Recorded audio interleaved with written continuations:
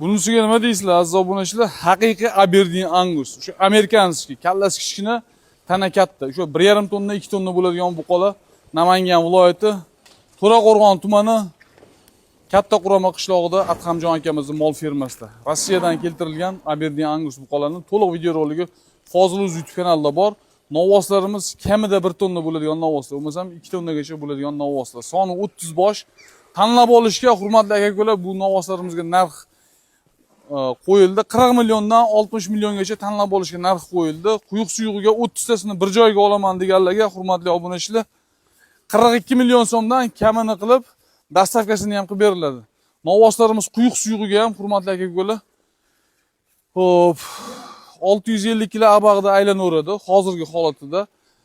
Novvoslarimiz kelganiga 3 kun bo'lgan. Bugungi sanani aytadigan bo'lsam, 4-yanvar haftaning yakshanba kuni 2026-yil.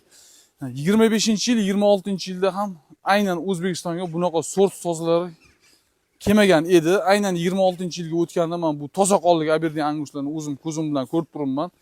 Imkon qadar tavsiya qilaman. Ekrandagi nomerdan lokatsiyani so'rab kelaverasizlar. Foziluz Telegram kanalida bu mol firmamizning manzil lokatsiyasi bo'ladi. Bunaqasi ha deb kelavermaydi.